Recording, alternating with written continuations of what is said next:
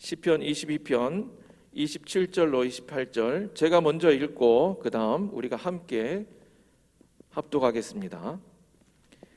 땅의 모든 끝이 여호와를 기억하고 돌아오며 모든 나라의 모든 족속이 주의 앞에 예배하리니 나라는 여호와의 것이요 여호와는 모든 나라의 주제심이로다.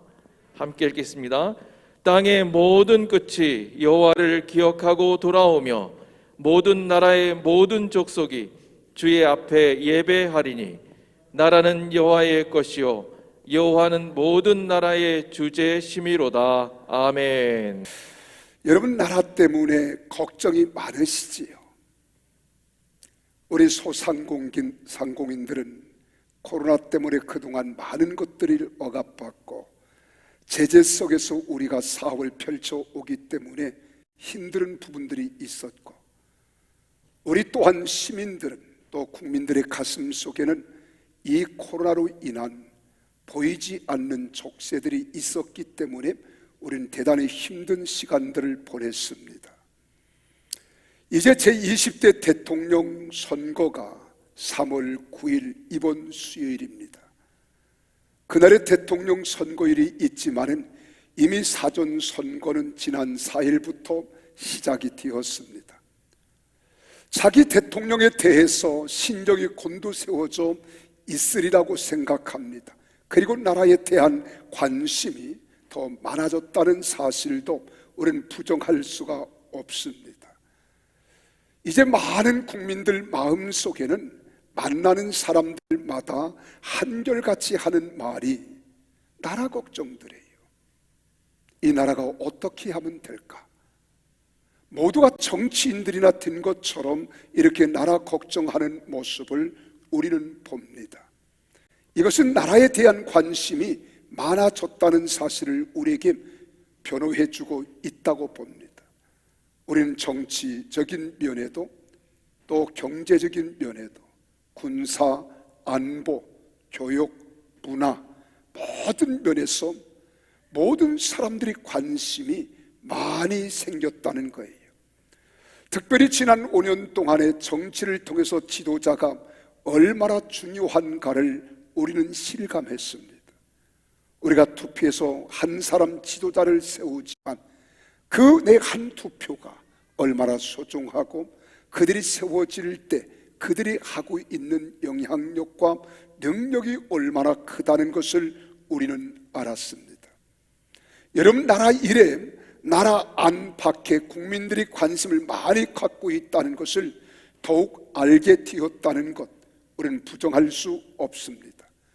나라가 흔들릴 때 모든 국민의 마음이 하나로 뭉치는 것 참으로 귀한 겁니다. 특별히 일주일 전에 일어난 우크라이나의 사태를 보면서 더욱 우리의 마음은 조아려지게 하는 심리적인 영향을 끼친 것도 부정할 수 없다는 것입니다. 우리나라는 옛날부터 이런 흔들리면, 위기가 다가오면 백성들이 한 마음이 되어서 지켰던 애국심 DNA가 있는 나라입니다. 그 대표적인 예가 우리는 의병이라고 하는 거예요. 의병은 전쟁에 대해서 국가적 대응을 할 수 없을 정도로 군대 체계가 무너졌던 상황에서도 국민들이 자발적으로 너도 나도 군대를 조직해서 맞서 싸우는 자들, 이들을 가리켜 우리는 의병이라고 말하잖아요. 전 세계 역사학자들은 그렇게 말합니다. 한국을 제외하는 의병하고는 의병의 유래를 찾아볼 수 없다는 거예요. 그 정도로 우리 국민들은 나라를 사랑합니다. 나라에 대한 애정이 있습니다. 나라를 언제나 임금이나 된 것처럼, 또한 대통령이나 된 것처럼 걱정하고 이 나라 이민족이 바로 되기를 원하는 이런 간절한 염원이 있는 것이 우리 민족의 정서입니다. 그 의병의 정신은 3.1 운동 때에도 역력히 나타났잖아요. 그리고 또한 6.25 때에도 이어졌습니다. 그 6.25 때 보면은 우리는 학도병을 기억하실 겁니다. 교복 입은 중학교, 고등학생들이 교복 입은 채로 군인이 되어서 제대로 전술훈련 받지도 못하고 그냥 총 쏘는 법만 배워 가지고서는 전쟁터에 나갔단 말이에요. 이들의 마음속의 생각은 단 하나입니다. 나라가 없는데 공부는 무슨 공부냐 하는 마음이 있었다는 것이라는 사실입니다. 여러분뿐만 아닙니다. 요즘 우리 그리스도인들이 나라에 대한 걱정을 갖는데 공산화가 되어지면, 사회주의가 되어지면 교회가 없어지는데 우리는 그 사전에 막아야 된다고 하는 이런 열화 같은 마음이 있는 거예요.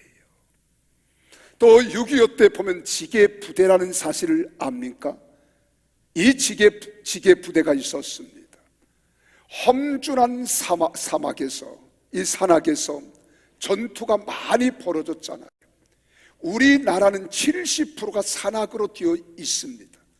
그래서 산악 전쟁이 얼마나 많은지 몰라요. 문제는 이 산악을 고지를 점령하고 산악 전쟁을 할 때에 보급 트럭이 산 위에 올라가지 못한다는 겁니다. 식량이 조달돼야 되지요. 또한 화약이 조달되어지고 포가 조달되어지고 이 모든 군수 물자가 조달되어져야 되는데 이 산악 지역은 차가 올라가지 못하니까 이 지게 부대가 있었다는 겁니다.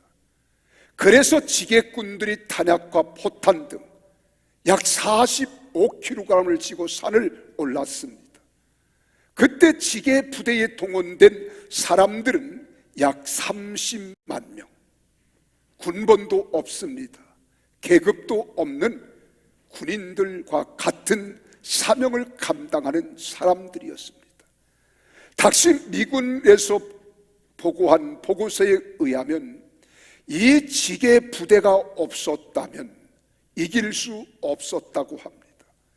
이들을 가르쳐 뭐라고 이야기하느냐? A 특공대라고 불렀어요. 왜요? 지게가 영어 알파벳 가운데 A라고 하는 글자와 흡사하기 때문에 A 특공대라고 불렀던 겁니다. 여러분, 그뿐이겠습니까? 우리 역사를 보면 저 서울에서 파주로 가다 보면 행주산성이 있습니다. 이 행주산성은 안악내들이 자원해서 앞치마에다가, 행주치마에다가 돌을 가져다가 날랐다는 거예요.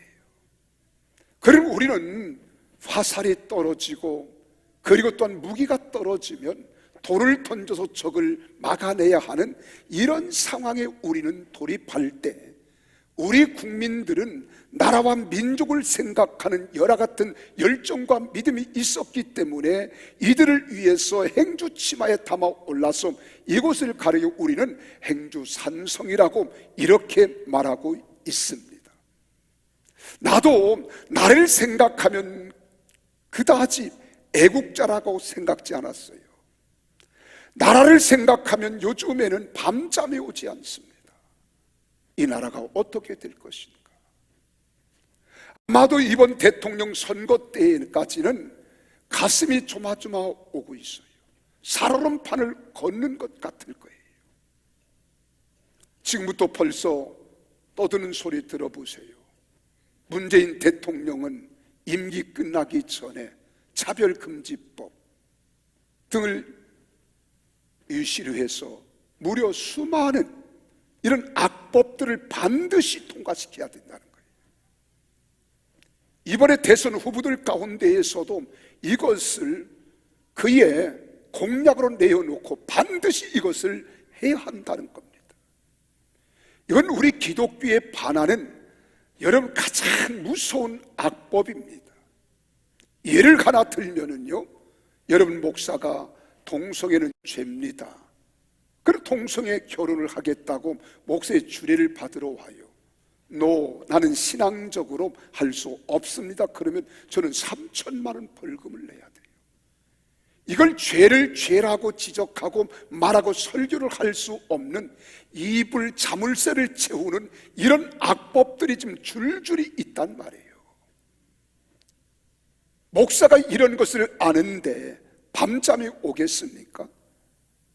현재 대통령은 이 임기를 끝나기 5월 전에 이걸 180명의 여당의 수를 가지고 다 통과시키겠다는 거예요. 그러니까 밤잠이 오지 않는 겁니다. 이런 이야기들을 기억하면 가슴이 뭉클해지면서 가슴이 끓어오르는 것을 보고 참 감사하다고 느끼면, 그래도 내가 나라를 생각하는 사람으로 살고 있구나, 나라 걱정은 하고 있구나, 이런 생각이 들면서 내 마음속에 내가 자칭 나도 애국자라구나, 이렇게 생각을 하게 되는 겁니다. 사랑하는 성도 여러분, 나라를 사랑하는 성도들이 되시기를 바랍니다. 나라가 있어야 기독교는 존재하는 거예요. 자유가 무너졌는데 기독교는 존재하지 않습니다. 북한을 보십시오. 2830개 교회가 다 무너졌습니다. 하나님의 성령님이 강력히 역사하던 평양 장대현 교회 자리에 교회를 부수고 김일성 동상을 세우는 것, 이것이 바로 장대현 교회 1907년 성령님이 강력히 역사하던 곳입니다. 지금 봉수교회 하나 있습니다. 이건 허울 좋은 정치쇼입니다. 여러분, 나라를 사랑한다는 것은 곧 하나님을 사랑하는 것이고 이웃을 사랑하는 것이며 더 나아가서 인류를 사랑하는 것입니다.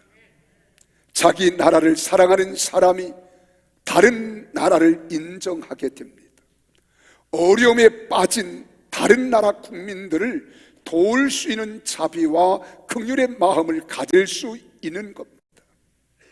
오늘 이 말씀을 통해서 왜 하나님께서 우리에게 대한민국이라고 하는 나라를 주셨고 하나님이 주신 이 나라를 우리가 사랑해야 하는지 잠시 우리는 생각하며 은혜를 나누고자 하는 거예요. 그 첫째는 여호와를 기억하고 여호와께 돌아오라고 말하고 있어요. 하나님을 기억하고 하나님께로 돌아오라는 거예요. 이것이 첫 번째입니다. 우리 한번 27절의 말씀을 같이 읽어보실까요? 읽습니다. 시작. 땅의 모든 끝이 여호와를 기억하고 돌아오며 모든 나라의 모든 족속이 주의 앞에 예배하리니. 이런 설교를 하면은 어떤 분들은 목사님이 정치 이야기한다 그래요. 여러분, 저는 정치 이야기하는 것이 아닙니다. 정치에 간섭하려고 하는 것이 아닙니다. 하나님 말씀을 성도들이 바로 알고 바로 인식하며 바로 믿고 바로 살게 하기 위하여 말씀을 전하는 겁니다. 그동안 역사 속에서 잘못된 인식들을 우리는 바로 깨우쳐야 할 책임이 있고 가르쳐야 할 책임이 있는 거예요. 우리가 귀가 있어도 듣지 못하고 입이 있어도 말하지 못하고 눈이 있어도 보지 못한다면 우리는 기머거리요 벙어리요 우리는 장님이라고 말합니다. 여러분, 목사가 들은 바를 말하는 것 아닙니다. 깨닫는 바 돌이키고 마음에 새김질을 하고 그리고 여과시킬 것 여과시키고 성경에서 위배되지 않도록 내 주장을 펴는 것도 아니고 내 주관을 내세우는 것도 아닙니다. 성경이 이렇게 말씀하고 있기 때문에 이렇게 우리는 살아야 합니다. 이렇게 행해야 합니다. 이렇게 말아야 합니다. 이 말씀을 전하는 거예요. 그런데도 여러분, 귀가 있어도 듣지 못하는 사람이 있어요. 눈이 있어도 보지 못하는 사람이 있습니다. 말이 있어도 말하지 못하는 사람이 있습니다. 목사는 세 가지 직을 가지고 있는 거예요. 하나는 제사장직입니다. 예배를 이끌고 성도들의 죄를 속죄할 수 있도록 하나님 말씀을 대언하고 십자가의 보혈과 부활의 소망을 전하고 목양하는 이 제사장직이에요. 두 번째는 미래를 예측할 수 있어야 돼요. 그리고 기록된 말씀을 바르게 성도들에게 선도하고 가르쳐서 깨우쳐 일깨워줘야 돼요. 그리고 선지자적 사명이 있습니다. 듣든 듣지 않든 원하든 원치 않든 하나님 말씀을 목숨을 내어놓고 전파하는 것이 선지자인 거예요. 이런 선지자적 사명, 삼직을 감당하기 위해서는 목사가 더 기도 많이 해야 합니다. 엎드려야 합니다. 간구해야 하는 거예요. 그런데 이런 말을 하면은 성도들 가운데는 내가 들었던 지식, 내가 경험했던 경험들, 내가 알고 있는 상식, 이것이 전부인 줄 알고 나와 다르면 또 다른 모든 사람들이 생각하는 것처럼 생각지 아니하면 우리는 어떡합니까? 왕따시키기도 하고 그리고 폐쇄시키기도 하고 우리는 등한시하는 거예요. 그리고 우리는 판단하는 겁니다. 그리고 우리의 주관적인 개념을 가지고 객관성을 잃어버리기도 있습니다. 또 객관성을 가지고 주관적인 하나님의 약속을 파기할 때도 있어요. 특별히 우리나라는 파란만장한 곡절의 세월을 지내왔잖아요. 일제 36년 동안 억압 속에 살아왔습니다. 어느도 빼앗겼고 우리 장씨 개명도 해야했고 우리 이름도 부르지 못했어요. 우리 말로 하지 못했어요. 그때 여러분 우리는 이 정교 분리라고 하는 것을 오랜 세월 동안 잘못 배웠습니다. 원래 정교 분리라고 하는 것은 미국의 3대 대통령 토마스 제퍼슨이 제정한 겁니다. 이것은 교회가 정치에 관여하지 말라는 것이 아니라 정치가 종교에 간섭하지 말라는 거였어요. 그런데 역으로 이것을 역이용한 것이 일본 사람들입니다. 종교는 정치에 간섭하지 말라는 거예요. 이 말은 선지자적 사명을 하지 말라는 거예요. 하나님 말씀을 배제하는 거예요. 그러니까 오늘 교회는 정치 이야기하면 안 되는 걸로 알고 있습니다. 잘못된 걸로 알고 있습니다. 그게 아닙니다. 나라가 잘못되어졌을 때 백성들을 바로 깨우치고 일깨워서 바르게 살게 해주는 것, 이것이 바로 영적 지도자가 해야 할 일인 줄 믿습니다. 오늘 여기 27절 말씀 보세요. 뭐라고 했습니까? 이 27절에 읽었지만은 이것을 우리가 직역한다면 바로 그겁니다. 땅의 모든 끝들은, 이 말이에요. 땅의 모든 끝들은 기억하고, 땅의 모든 끝들은 기억하고 여호와께로 돌아올 것이다. 그리고 민족들의 모든 족속들이 주님 앞에 예배할 것이다. 이게 원문 그대로 직역한 겁니다. 여러분, 시편을 기록한 자가 누굽니까? 다윗입니다. 다윗은 나라가 얼마나 소중한가를 알았어요. 그리고 그가 처한 처지와 상황 속에서 나라를 생각하는 것은 남달랐다는 것입니다. 그 다윗은 자신은 물론 땅의 모든 끝, 다시 말씀을 드리면 온 땅에 퍼져 있는 사람들, 열방의 모든 족속이 여호와를 기억하고 돌아와서 경배할 것이다 라고 이야기하는 거예요. 다시 이야기하면 그들이 절할 것이다, 예배할 것이다, 경배할 것이다 라고 말한 겁니다. 왜냐하면 온 땅의 족속들이 기억하고 돌아오게 되는 그 하나님은 온 땅의 창조주가 되시며 통치자가 되시기 때문에 온 백성들이 돌아와서 하나님을 경배하고 하나님을 예배할지니라. 할렐루야. 이 말씀을 하고 있는 거예요. 그럴 때마다 그들이 생명의 가치를 알고 얻어서 누리게 될 것이기 때문이라는 겁니다. 그러므로 온 인류가 돌아오도록 회개를 촉구해야 합니다. 그리하면 하나님께 영광을 돌리게 한다는 거예요. 그래서 믿는 자들이 하나님을 떠나서 하나님을 외면하고 자기 주장과 고집과 자기 뜻대로 살아가면 그들을 돌이켜서 돌아와 하나님 앞에 엎드려 회개하라고 하는 거예요. 그리고 믿지 않은 사람들, 하나님을 알지 못하는 사람들에게는, 불신자들에게는 그들을 촉구하고 계몽하고 이 말씀을 전하여 그들이 하나님만이 우리의 창조자가 되시며 우리의 주권자가 되시고 우리의 대속자가 되심을 믿게 하라는 겁니다. 그래서 하나님께로 돌아와서 하나님께 예배하는 것, 이것이 당연하다는 거예요. 우리도 마찬가지입니다. 예수 그리스도를 영접지 아니하고 하나님을 몰랐을 때는 하나님을 경배하지 않았습니다. 우리는 허물과 죄로 죽었던 우리였습니다. 내 고집대로 살았어요. 내 마음대로 살았고 내 뜻대로 주장하며 살았습니다. 하나님의 뜻을 거역하며 죄든 삶을 살아왔습니다. 그러므로 하나님께 돌아와서 그분만을 주권자로 인정하며 살아가야 하는 것, 이것이 하나님의 백성들이 해야 할 일인 줄 믿으시기를 바랍니다. 그래서 먼저 돌아오라는 거예요.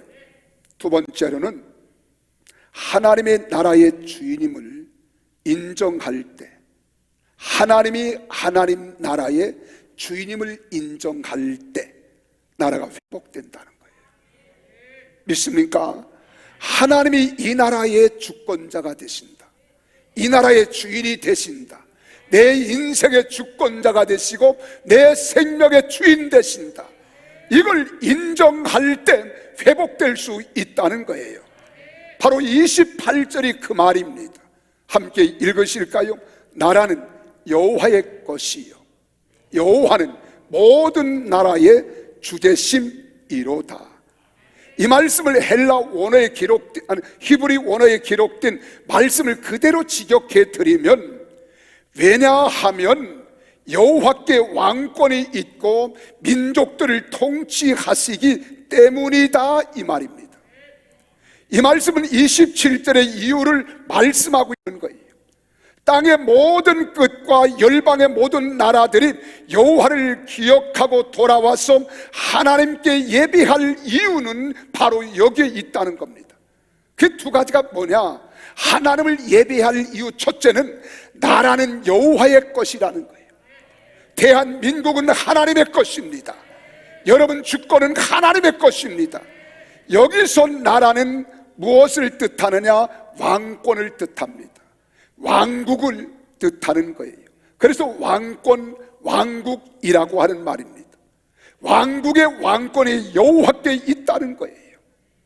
이 나라의 모든 권한이 하나님께 있다는 거예요. 이것을 말하고 있는 겁니다. 그리고 두 번째로는 여호와는 모든 나라의 주제심이로다. 이 말은 나라들을 다스리시는 이라는 뜻입니다. 나라들을 다스리시는 이 말이에요. 문자적으로 그대로 여호와께 모든 나라의 왕권이 있으며 여호와께서 모든 나라를 다스리시는 분이라는 이 말입니다. 하나님만이 온 세상의 통치자입니다. 하나님만이 온 세상의 주권자이십니다. 왜냐하면 하나님이 온 세상을 만드신 왕이시며 창조주이시기 때문에 그런 줄 믿습니다. 그래서 시편 기자 이 다윗은 땅의 모든 끝, 즉 온 땅의 백성들이, 온 땅의 민족들이 하나님을 기억하고 돌아와서 하나님께 예배할 것이다, 하나님께 노래할 것이다, 하나님께 절할 것이다. 할렐루야. 이 말을 노래하고 있는 겁니다. 사랑하는 성도 여러분, 이 말씀에 동의하십니까? 확실히 동의하십니까? 우리가 알고 있는 명제 하나가 있잖아요. 대한민국의 주권은 국민에게 있고 모든 권력은 국민으로부터 나온다, 이렇게 말합니다. 대한민국 헌법 제1조 2항의 내용입니다. 이 내용을 보면 나라의 주인은 국민이라는 사실을 깨닫게 되는 거예요. 그러나 성경은 말합니다. 모든 나라의 주인은 하나님이신 줄 믿습니다. 우리가 믿는 신앙의 핵심은 세 가지가 있어요. 우리가 신앙이 폭넓은 것 같고 정말 우리가 이해하기 어려운 것 같지만 딱 세 가지 핵심입니다. 그 첫째는 모든 존재는 하나님께서 나왔다는 것을 인정하는 거예요. 여러분 그렇게 믿으십니까? 두 번째로는 예수님만이 구원자라는 사실을 믿는 거예요. 이렇게 믿어지면 아멘 하십시오. 그리고 세 번째로는 우리를 믿게 하시고 승리케 하시는 자는 성령 하나님 보혜사이심을 인정하고 믿는 거예요. 이 사실을 믿습니까? 그러니까 창조자 하나님과 구원자 예수님과 보혜사 성령님의 고백이 우리의 신앙의 핵심인 것입니다. 하나님을 만물의 창조자로 인정한다는 것은 이 세상에 존재하는 모든 것의 주인으로 인정한다는 거예요. 사실 이 고백이 지켜진다면 이 세상은 완전히 달랐을 겁니다. 하지만 사람들은 자기 소견이 옳은 대로 각자의 방식대로 살아왔습니다. 그리고 살아가고 있습니다. 앞으로도 그리할 것입니다. 나라도 그런 사람들이 이끌고 있다는 거예요. 그러니 아무리 애써도 더 어려워지는 것이고 혼란과 혼돈이 있는 것입니다. 사람은 평화를 원합니다. 그래서 세계 모든 인류가 평화기구를 만드는 것이 유엔기구입니다. 모두가 한결같이 외칩니다. 평화, 평화하는 거예요. 그러나 이런 조약들이 종이장에 불과한 것입니다. 내 마음의 욕심이 과하면 과욕에 의하여 우리는 침공하는 거예요. 우리가 침략하는 거예요. 덤벼드는 거예요. 그리고 싸우는 겁니다. 이것이 오늘 세상입니다. 그래서 사람들은 나름대로 판단하는 거예요. 정치권에서는 나라가 엉망인 이유가 여당이 잘못해서, 국회가 잘못해서, 정치 제도가 문제가 있어서라고 말합니다. 여러분 경제적으로 우리가 보아도 대기업의 횡포 때문에, 비뚤어진 여러분 갑질 근성 때문에 나라가 안 된다고 이렇게 사람들은 자기 입장에서 판단하는 거예요. 또 교육적인 면에서도 보면은 교육 제도가 잘못되어지고 가르치는 선생님이 사고와 사상과 이념이 잘못되었기 때문에, 학생들의 태도와 자세가 잘못되었기 때문이라고 이야기합니다. 그런데 우리는 이런 것들을 넓이하게 늘어놓기 이전에 우리가 진정한 그리스도인이라면 엄격히 신앙인의 자세를 겸손히 돌이켜보면서 남들을 탓하기 전에 우리 그리스도인들이 하나님을 제대로 믿지 않고 그리스도인답게 살지 못했기 때문에 온 결과라는 사실을 우리는 인정하지 않으면 안 됩니다. 우리나라를 보세요. 우리나라는 5,300만이 다 하나님 앞에 엎드리면 좋겠잖아요. 저 이북에도 2,500만 우리의 동족이 하나님 앞에 굴복하여 엎드리면 얼마나 좋겠습니까? 그런데 여러분, 하나님께서 기도원의 300명 용사를 보십시오. 하나님이 구원을 이루셨는지 아니하셨는지 우리는 그 역사를 보면 알잖아요. 하나님은 많은 사람을 통해서 하나님이 역사하기를 원치 않았어요. 하나님은 고르고 골라서 300명 용사를 통하여 하나님은 이스라엘 백성들을 승리케 하고 구원하신 줄 믿으시기를 바랍니다. 2만 명을 쓰지 않았다는 거예요. 이 말을 생각하면 한국교회 1천만 그리스도인들이 하나님을 제대로만 믿고 바로 살았다면 바르게 될 수 있었다는 겁니다.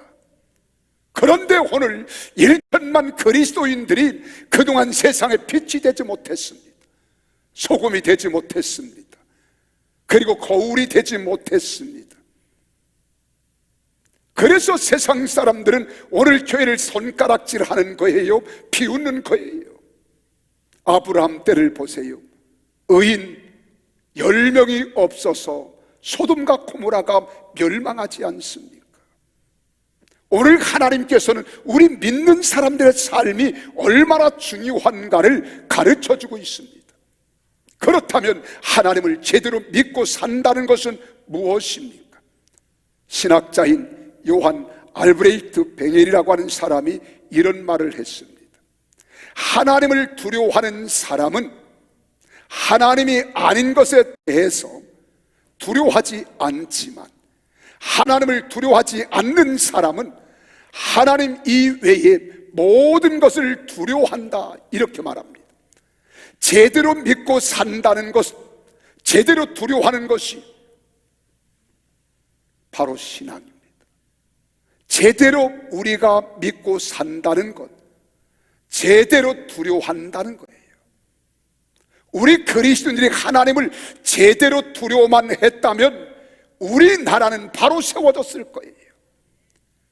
그동안 우리 대통령들을 보세요. 믿는 대통령들이 여러 번 지나갔습니다. 근데 믿는 대통령이 이승만 대통령 외에는 내가 보는 역사 견지에서는 보십시오. 온전한 대통령이 있었는가? 근래에 이병박 대통령도 있었잖아요. 김영삼 대통령도 있었잖아요. 그들이 믿는 자로서 정치를 잘했더라면 이 나라는 이렇게 되지 않았을 것이다. 한 예를 들어볼까요? 1995년 6월 29일 전 세계를 깜짝 놀라게 하는 삼풍백화점 붕괴 사건을 여러분 기억하실 거예요. 대한민국 최고의 부유의 상징입니다. 부자들이 사는 동네입니다.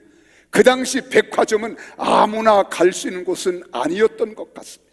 누구나 출입할 수 있었지만은 여기는 부유층의 사람들이 드나드는 출입하는 곳으로 우리는 인식할 정도로 우리 의식은 그렇게 돼 있었습니다.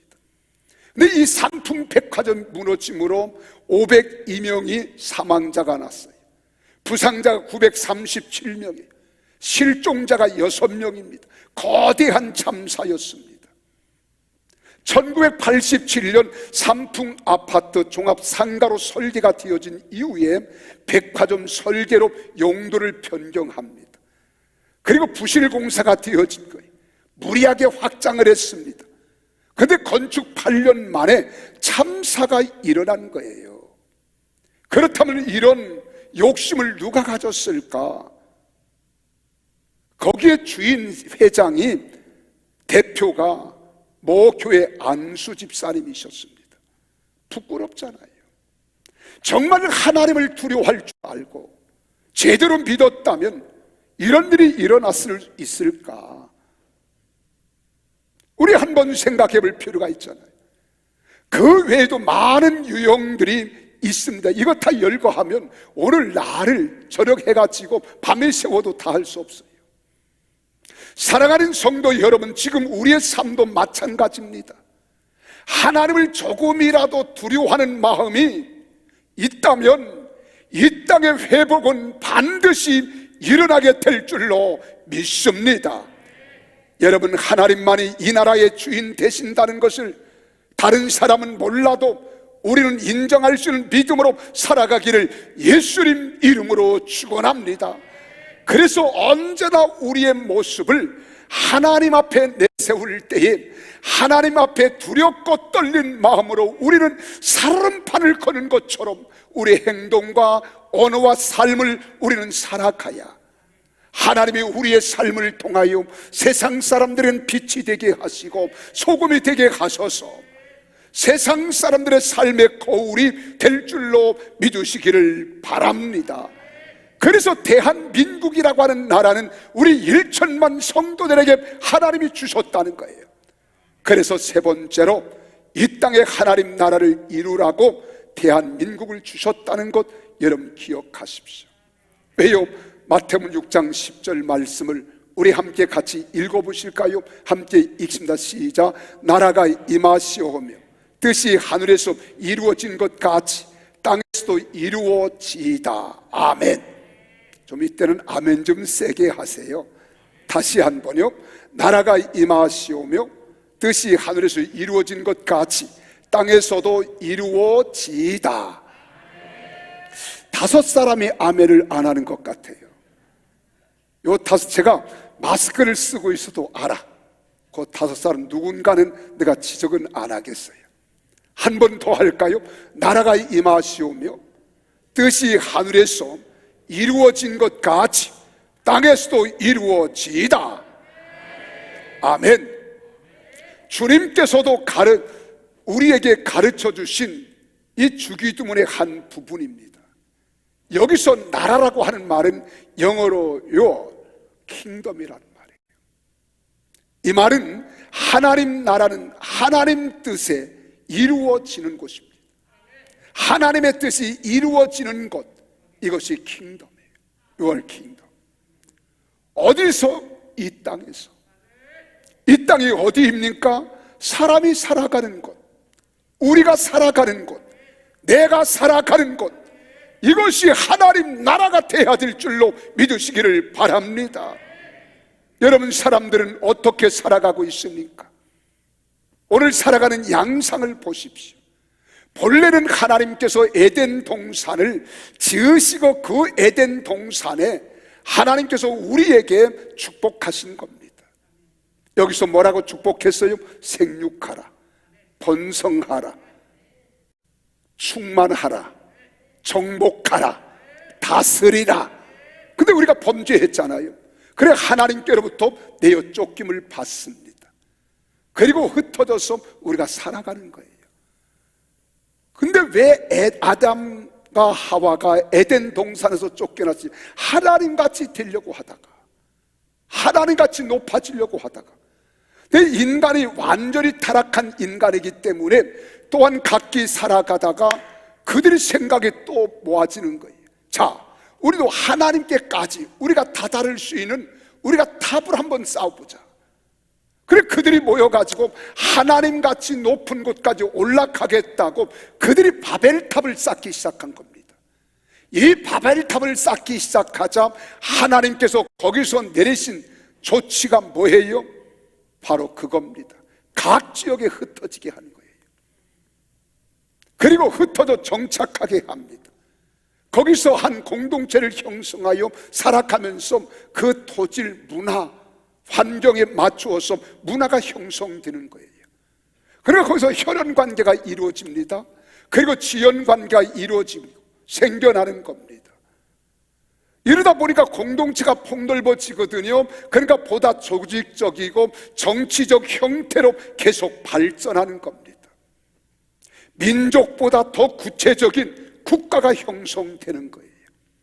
그래서 땅에서 산다는 것은 국가의 틀에서 산다는 것입니다. 그러니 하나님의 뜻을 이룬다는 것은 자연스럽게 국가의 울타리 안에서 생각하게 되어지고요, 더 나아가서 열방 즉 세계를 생각하는 것입니다. 이것이 중요한 거예요. 우리에게 대한민국을 주신 이유는 대한민국을 섬김으로 하나님 나라를 이 땅에서 이루라고 대한민국이라고 하는 나라를 우리에게 주신 줄 믿으시기를 바랍니다. 그래서 진정한 나라 사랑은 하나님 사랑으로 이어지는 거예요. 특별히 그리스도인들이 나라를 사랑하고 나라를 위해서 헌신하면 진정한 사랑과 섬김을 통하여 하나님은 하나님의 나라를 이곳에서 이루어 주실 줄 믿습니다. 그리고 나라를 위해 헌신하면 진정한 기쁨과 영광을 누리게 되는 거예요. 이런 감격과 행복이 여러분 가정에, 우리 대한민국 땅에 넘쳐나기를 주님의 이름으로 축원합니다. 근데 이렇게 살아가다 보니까 사람은 본래 전적으로 타락한 존재이기 때문에 이 자유는 하나님이 주신 거예요. 프리덤, 하나님이 주신 거예요. 믿습니까? 그래서 진리를 알지니 진리가 너희를 자유케 한다 하였고, 하나님은 영이시니 영은 자유라고 했습니다. 그래 예수 잘 믿는 사람들은요 자유를 주장하고 자유를 펴는 거예요. 근데 인간의 이성주의, 합리주의가 모아지고 철학이 만들어지면서 헬레니즘이 여기서 형성되는 거예요. 그러면서 이제 사람들은 우리라고 하는 공동체를 사용하는 겁니다. 그리고 우리가 무엇을 하겠다는 거예요. 무엇을 이루어 보겠다는, 이것이 바로 우리가 이념으로 말하면 사회주의인 겁니다. 이게 민주주의예요. 여러분, 자유민주주의와 민주주의는 다릅니다. 그러니까 지금 정부에서 자꾸 자유자를 빼는 것은 사회주의 전체주의로 가겠다는 이야기예요. 국민들이 그걸 잘 모르잖아요.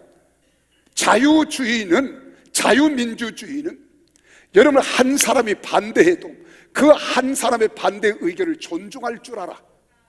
그러나 민주주의는 한 사람이 반대하면 너 한 사람은 다수를 위해서 희생하라는 거예요. 그리고 그걸 처형이 시켜버리는 거예요. 걸림돌이 된다는 거예요. 이것이 이제 사회주의요, 이것이 바로 민주주의입니다.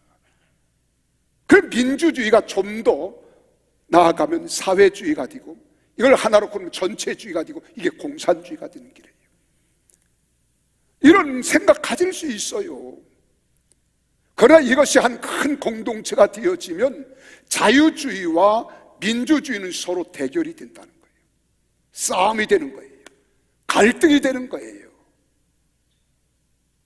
여러분, 지금 정부에서 이번 코로나 때문에 당한 우리 교회도 이게 사회주의의 뿌리에서 나온 겁니다. 예배는 자유입니다. 마음껏 찬양하는 거예요.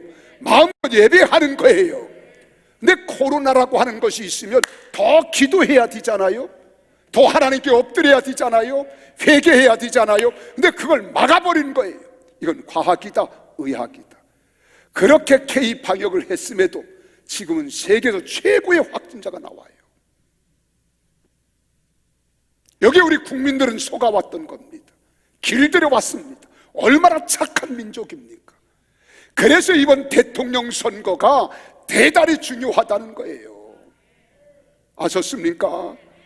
우리나라를 자유 대한민국으로 우리가 지켜내기 위해서는 반드시 우리가 알고 행해야 합니다. 우리나라는 하나님께 속한 것입니다. 그러므로 나라를 사랑하는 일은 거룩한 일입니다.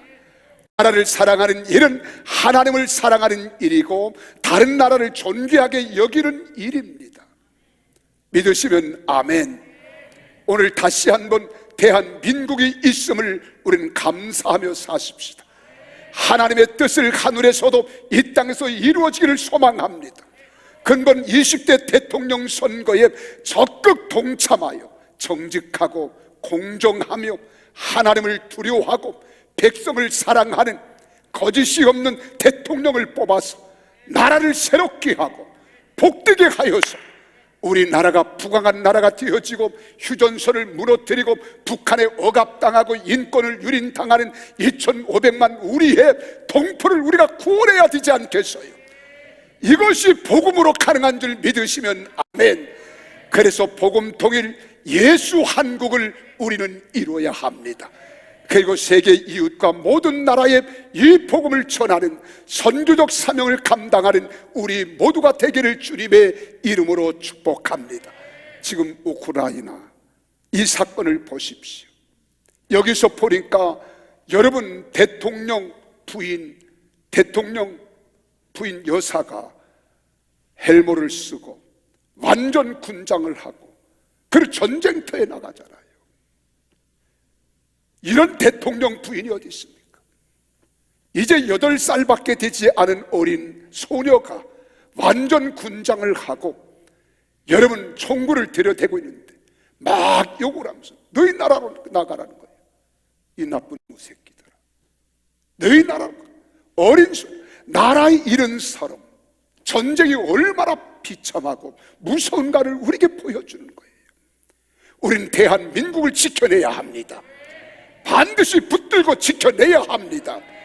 그래서 우리는 복음 통일 예수 한국을 외치며 하나님 영광을 나타내는 우리 모두 되시기를 주님의 이름으로 축원합니다.